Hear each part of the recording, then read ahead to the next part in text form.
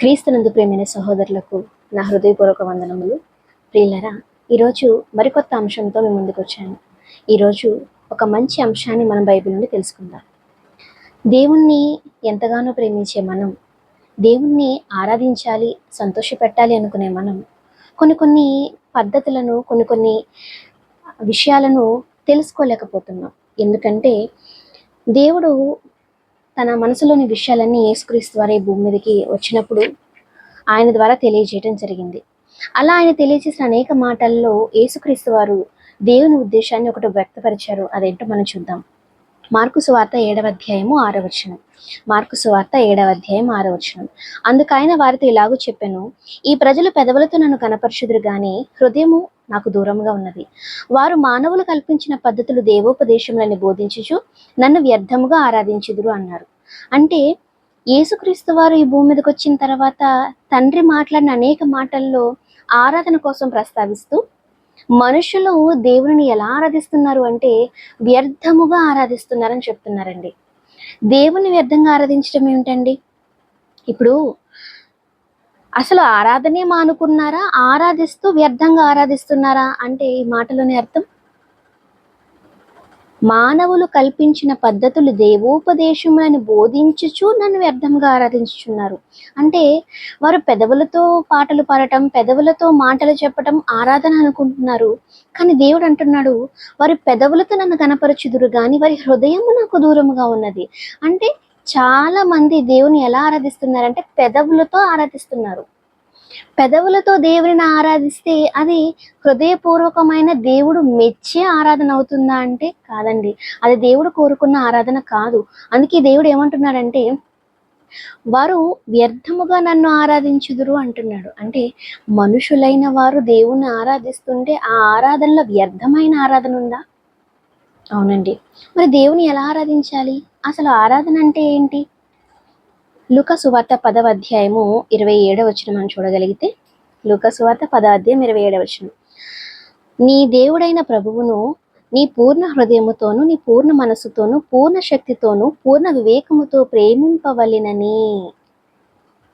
దేవుడు ఎప్పుడూ కూడా పెదవులతో వచ్చేది, లేదంటే చేతులతో ఊరికే చప్పట్ల ద్వారా మహిమను కోరుకునేవాడు కాదు. ఎందుకంటే ఆయన దేన్ని కోరుకుంటున్నాడు? ఎలాంటి మహిమను, ఎలాంటి ఘనతను కోరుకుంటున్నాడంటే పూర్ణ శక్తితో, పూర్ణ మనసుతో, పూర్ణ వివేకముతో, పూర్ణ శక్తితో ప్రేమించాలి అంటున్నాడు. అంటే మనం ఏది చేసినా దేవుడు ఏం చూస్తున్నాడంటే మనం హృదయపూర్వకంగా చేస్తున్నామా లేదా అన్నది ఆయన చూస్తున్నారండి. యేసుక్రీస్తు వారు మరొక మాటను చెబుతూ ఏమంటున్నారంటే, యోహాను సువార్త 4వ అధ్యాయము 24వ వచనం. యోహాను సువార్త 4వ అధ్యాయం 24వ వచనం. దేవుడు ఆత్మ గనుక ఆయనను ఆరాధించేవారు ఆత్మతోనూ సత్యముతోనూ ఆరాధింపవలెను అనేను. అంటే ఇక్కడ దేవుణ్ణి ఎలా ఆరాధించాలి, ఆరాధించే విధానం ఎలా ఉండాలి అని యేసుక్రీస్తు చెప్తున్నారంటే, దేవుడు మొదట మనిషి కాదు, ఆయన ఆత్మ. ఆయన ఆత్మ కాబట్టి ఆయన ఎలా ఆరాధించాలి అంటే ఆత్మతోనే ఆరాధించాలి, సత్యముతో ఆరాధించాలి. ఆరాధన దేవునికి ఎలా జరగాలి? ఆయన కోరుకున్నట్టుగా జరగాలి. అందుకే కింద ఆయన మాట్లాడుతూ ఆయనను ఆరాధించువారు అట్టివారే కావాలని తండ్రి కోరుచున్నాడు అని రాయబడింది. అంటే తండ్రి కోరుచున్నాడు అంటే తండ్రి కోరుకునే ఆరాధననే మనం చేయాలి తప్ప మనము తెలుసుకున్నవి, మనం అనుకున్నవి, లేదా ఎవరో కల్పించిన పద్ధతులని ఇది ఆరాధన అని మనం జరపకూడదు. ఒకవేళ అలా జరిపితే అది దేవునికి ఇష్టమైన ఆరాధన చేసినట్టు కాదు, వ్యర్థముగా ఆరాధించినట్లుగా దేవుడు తీసుకుంటాడండి. అంతేనండి. ఎందుకంటే ఆయన చెప్పారు కదా, మనుషులు కల్పించిన పద్ధతులు దేవోపదేశములను బోధించుచు నన్ను వ్యర్థంగా ఆరాధించెదరు. అంటే మనుషుల రీతిలో, మనుషులు అనుకున్న పద్ధతుల్లో ఏ పద్ధతిలో మనం దేవుని ఆరాధించినా అది దేవుడు అంగీకరించడు, పైగా అది వ్యర్థము అంటే నిష్ప్రయోజనం అని చెప్తున్నారు. మరి దేవుడు కోరుకునే ఆరాధన చేయాలంటే ఏం చేయాలి? దేవుడు కోరుకున్నట్టుగా ఆత్మతో సత్యముతో ఆరాధించాలి, పూర్ణ హృదయముతో, పూర్ణ శక్తితో, పూర్ణ వివేకముతో దేవుని ఆరాధించాలి. ఏంటి, ప్రేమించడం ఆరాధించడం ఒకటేనా? ఆలోచించండి. ప్రేమించండి అనేది, ఆరాధించడం అనేది ఒకటేనా?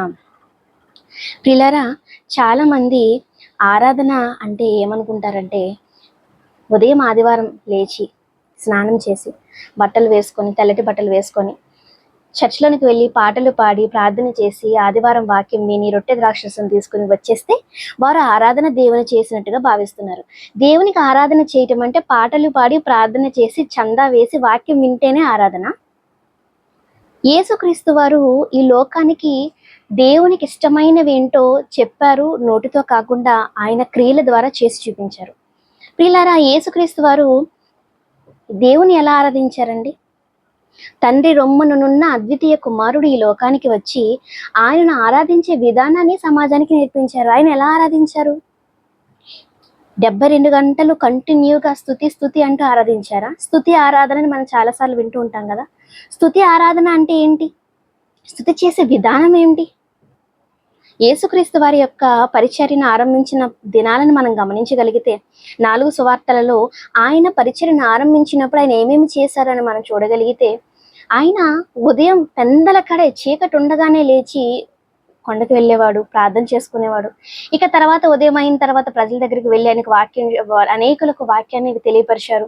అంతేకాకుండా ఎందరిపై కరుణ చూపించి వారి దెయ్యాల నుండి వెళ్ళగొట్టడం, అనేక రోగాల నుండి స్వస్థపరచడం, ఇంకా చనిపోయిన వారిని తిరిగి లేపటం, దేవుని మనసులోని ఉద్దేశాలన్నిటినీ ఆయన తెలియజేశారండి. అంతే తప్ప 24 గంటలు పాటలు పాడుతూనే ఉండలేదు. పైగా స్తుతి అంటే 24 గంటలు ఆయన పెదవులతో ఆయన నామాన్ని జపించలేదు. కానీ తండ్రి ఉద్దేశాలు ఏమిటి, ఎలా ఉంటే దేవుడు వారిని పరలోకానికి ఆహ్వానిస్తాడు, ఎలాంటి గుణాలు ఉంటే మీరు పరలోక రాజ్యంలో ప్రవేశించలేరు, మీరు నీతిమంతులుగా ఉండాలి అంటే ఏ కార్యాలు చేయాలి అని ఇలా అనేక సంగతులను ప్రజల మధ్యకి వెళ్ళి ఆయన చేయడం జరిగింది.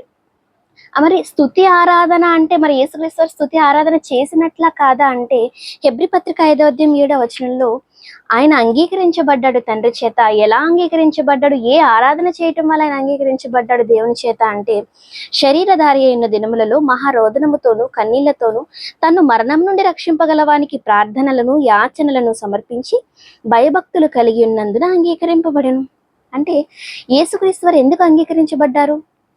ఆయన పెదవులతో స్తుతి అనలేదు, అనేక వేల కీర్తనలు పాటలు ఆయన పాడలేదు. కానీ ఏదో ఒక సందర్భంలో మాత్రమే మనకి అంతట వారు పాటలు పాడొచ్చు, కీర్తనలు పాడొచ్చు, కొండ ఎక్కుటకు వెళ్ళిరి అని వ్రాయబడింది. అంటే ప్రియులారా, పాటలొక్కటే దేవుని ఆరాధించటం కాదు, ప్రార్థన చెయ్యటమే దేవుని ఆరాధించటం కాదు, ఆయన మనసులోని కోరికను తీర్చటానికి ఆయన ఏమనుకుంటున్నాడు, ప్రజల్ని ఎలా రక్షించాలి, వారిని దేవుని వైపు ఎలా మరల్చాలో ఈ సమాజానికి మనం తెలియచెప్పాలి.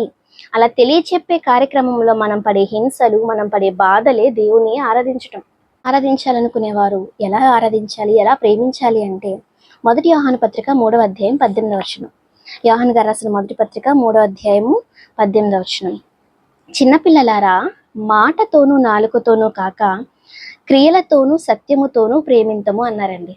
క్రియలతోనూ సత్యముతో ప్రేమించడం అంటే ఏంటి? చాలా మంది I love Jesus, I love God అని అంటారు.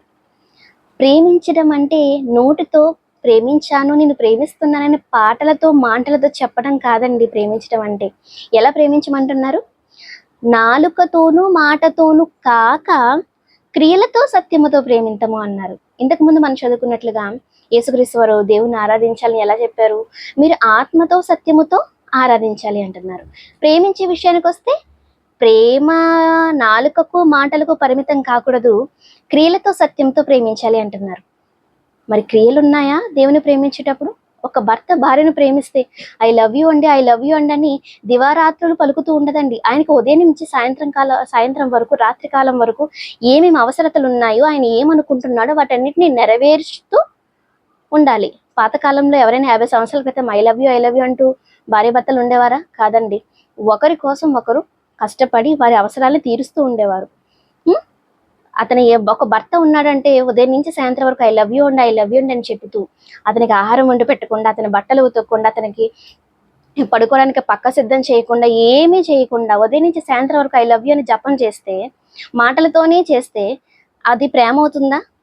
ప్రేమ అంటే మాటలు కాదు, ప్రేమ అంటే నాలుకతో చెప్పేది కాదు, ప్రేమ అంటే క్రియలు ఉండాలి, ప్రేమ అంటే సత్యమైనదే ఉండాలి. సత్యం అంటే వాక్యం అండి. వాక్య సంబంధమైన ప్రేమ దేవుని పట్ల మనకుందా?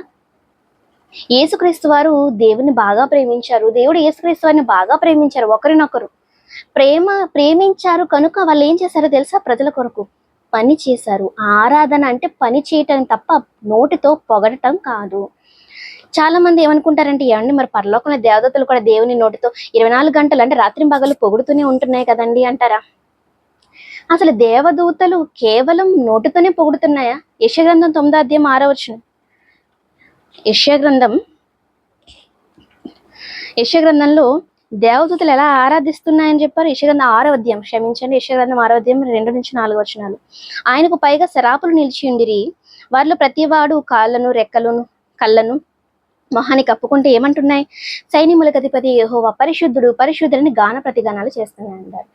దేవదూతలు చేసే ఆరాధన కేవలం నోటితో పొగట్టమే. కాబట్టి కొందరు ఎలాంటి ఆలోచనకు వచ్చేసారంటే, మేము కూడా దేవదూతల దేవుని పొగుడుతూనే ఉంటాం, కీర్తనలు పాడుతూనే ఉంటాం. రాత్రింపగళ్ళు వాళ్ళు చేశారు కాబట్టి మేము 72 గంటలు చేస్తాం, మేము 48 గంటలు చేస్తాం, 24 గంటలు చేస్తాం అనుకునే వాళ్ళు ఉన్నారు. ప్రియులారా, దేవదూతలు పరిశుద్ధుడు పరిశుద్ధుడని దేవుణ్ణి నిత్యము గాన ప్రతిగానాలతో స్తుతిస్తూనే ఉన్నాయి. అయితే అంతటితో ఆగిపోయా? దేవుని దగ్గర ఉండే కోటాను కోట్ల దేవదూతలు ఏ పని చేయకుండా పాటలు పాడుతూ లేదా పెదవులతో దేవుని స్తుతించేవిగానే ఉన్నాయంటే కాదండి. మనకి కీర్తన గ్రంథంలో మనం ఎన్నోసార్లు చదువుకున్నాం. ఆకాశమా పరమాకాశములారా యెహోవాను స్తుతించుడి, ఆయన ఆజ్ఞను నెరవేర్చు తుఫాను ఆయన్ను స్తుతించుడి, మకరములారా సమస్త పక్షులారా నేలను ప్రాకు జీవులారా యెహోవాను స్తుతించుడి, నక్షత్రములారా యెహోవాను స్తుతించుడి, సూర్య చంద్రులారా యెహోవాను స్తుతించుడి. అసలు సూర్యుడు చంద్రుడు ఎలా స్తుతిస్తారండి? వాటికి నోరుందా? స్వరం ఉందా? జంతువులు ఎలా స్తుతిస్తాయి? పక్షులు ఎలా స్తుతిస్తాయి? ఆయన ఆజ్ఞను నెరవేర్చి తుఫాను అంటున్నాడు. తుఫానికి ఏమైనా స్వరం ఉందా ఆయన స్తుతించడానికి? పిల్లరా, దేవదూతలైనవి స్తుతిస్తున్నాయంటే ఎలా స్తుతిస్తున్నాయి? నోటితో కాదండి. ఆయన వాటికి అప్పగించిన ఆజ్ఞలను, ఆయన వాటికి అప్పగించిన కట్టడలను అనుసరిస్తూ ఆయన చెప్పిన పని నెరవేరుస్తూ దేవుని స్తుతిస్తున్నాయి. అంటే దేవుని స్తుతించడం అంటే ఏంటి అర్థం అంటే మాటలతో పొగడటం కాదు, ఆయన అప్పగించిన పనిని సంపూర్తి చేయటమే దేవుని స్తుతించటం. మరి యేసుక్రీస్తు వారు ఇలాంటి స్తుతి చేశారా అంటే అవునండి. ఎలాంటి స్తుతి చేశారు? నోటితో దేవా నువ్వు గొప్పవాడివి, అద్వితీయుడివి, మహోన్నతుడివని నోటితో పొగడలేదు, కానీ ఆయన మనసులు ఇదిగో ఏ ఒక్క పాపి నశించడం ఆయనకి ఇష్టం లేదు. మీరు మనసును మార్చుకోండి, మీ మనసులో ఉన్నదే దేవుడు చూస్తాడు. పైనున్న దోపు అజితేంద్రియత్వం అనేది మీరు శుభ్రం చేస్తున్నారే కానీ మీ మనుషులను మీరు శుభ్రం చేసుకోండి, అదే దేవుడు చూసేది అని. ఇలా అనేకమైన మాటలు, దేవునికి దగ్గర చేసే మాటలు మనకి కనిపిస్తున్నాయండి బైబిల్లో. అంటే దేవుని ఆరాధించడం అంటే ఏంటి? పని చేయటమే దేవుని ఆరాధించటం. దేవదూత ఆరాధన ఎందు ఇచ్చ కలిగి దేవుని ఆరాధించేవారు ఉన్నారు, కానీ అది దేవునికి అనుకూలమైన ఇష్టమైన ఆరాధన కాదు. రోమపత్రిక 12వ అధ్యాయం 2వ వచనం మనం చూడగలిగితే ఆయన ఎలాంటి ఆరాధన కోరుకుంటున్నాడు అంటే చూద్దాం. దేవునికి అనుకూలమైన అన్నారు చూడండి. రోమపత్రిక 12వ అధ్యాయం 1వ వచనం, పరిశుద్ధమును దేవునికి అనుకూలమైన సజీవ యాగముగా మీ శరీరములు ఆయనకి సమర్పించుకునుడి. అంటే దేవునికి అనుకూలమైన ఆరాధన, దేవునికి అనుకూలమైనది అంటూ ఏదైనా మీరు చేయాలి అనుకుంటే మీకు ఇష్టమైనది చేయకండి. దేవుడు ఏం కోరుకుంటున్నాడో తెలుసుకొని, దేవుడు ఏం అడుగుతున్నాడో ఆలోచించి అది ఇవ్వాలి. ఇక్కడ ఏమి చెప్తున్నాడు? దేవునికి అనుకూలమైన సజీవ యాగముగా అంటున్నారండి. దేవునికి అనుకూలమైన సజీవ యాగం ఏంటి అంటే మన శరీరాలే. మన శరీరాల ద్వారా మనం దేవుని ఆరాధించాలా? మన శరీరాలు సమర్పించి ఏం చేయాలంటున్నాడు? దేవునికి అనుకూలమైన సజీవ యాగముగా మీ శరీరాలను ఆయనకి సమర్పించండి. చాలా మంది దేవుని ఆరాధించడం అంటే దశమ భాగాలు ఇవ్వటం, దేవుని ఆరాధించడం అంటే పాటలు పాడడం, కానుకలు వేయటం, చందా వేయటం అనుకుంటున్నారు. కానీ దేవునికి ఆరాధించడం అంటే ఇదేవి కాదు. ఆయన కోరుకున్నది మన ఆస్తులు కాదు, మనం ఇచ్చే కానుకలు కాదు, మన నోటి ద్వారా వచ్చే పాటలు మాత్రమే కాదు. అంటే పాటలు పాడకండి దేవుని ఉద్దేశం కాదు. దేవుణ్ణి మన హృదయంలో గానం చేయాలి, కృతజ్ఞతలు చెల్లించాలి, కానీ మన శరీరాన్ని ఆయన సమర్పణగా అడుగుతున్నాడు. ఆయన కోరుకున్నది ఏంటి? ఆత్మతో సత్యముతో ఆరాధించాలి. ఈ ఆత్మ సత్యముతో ఆరాధించే ప్రక్రియలో మనం ఏం చేయాలి? మనం చేసే పనులు, మనం చేసే క్రియలు వాక్యం ద్వారా పరిశీలించుకొని వాక్యం దాన్ని ఆమోదిస్తుందా లేదా అని దాన్ని మాత్రమే మనం దేవునికి అర్పణగా, ఆరాధనగా చెయ్యాలి. చాలా మంది ఏం చేస్తారంటే దేవుణ్ణి సన్నిధికి వచ్చి పాటలు పాడి మోకరించి ప్రార్థన చేసి వెళ్ళిపోతారు. మరలా తిరిగి ఆదివారం అయినంత వరకు దేవుని విషయాలే వాళ్ళు ఆలోచించరు. కానీ దేవుడు కోరుకున్నది ఏంటి? దేవుడు కోరుకున్నది ఏంటి? మత్తయి సువార్త 10వ అధ్యాయము 37వ వచనం, తల్లినైనను తండ్రి కంటే నాకంటే ఎక్కువగా ప్రేమించేవాడు నాకు పాత్రుడు కాడు, కుమారునైనను కుమార్తెనైనను నాకంటే ఎక్కువగా ప్రేమించేవాడు నాకు పాత్రుడు కాదు. అంటే దేవుని ఆరాధించడం అంటే మీ ఇష్టమైనట్టుగా మీరు బ్రతుకుతూ, మీ పిల్లల్ని, మీ భార్యని, మీ కుటుంబాన్ని మీరు ఆనందంగా ఎక్కువగా ప్రేమిస్తూ, దేవుడు అంటే ఆదివారం మాత్రమే కనిపించేవాడు, ఆదివారం చందా వేస్తే సరిపోతుంది, సంవత్సరం అంతా ఆయన మనల్ని కాపాడుతాడు అని ఇలాంటి ఆలోచనలతో ఎవరైతే ఆరాధించడానికి సన్నిధికి వెళ్తున్నారో అలాంటి వారి ఆరాధనలను దేవుడు పరిగణించాడు.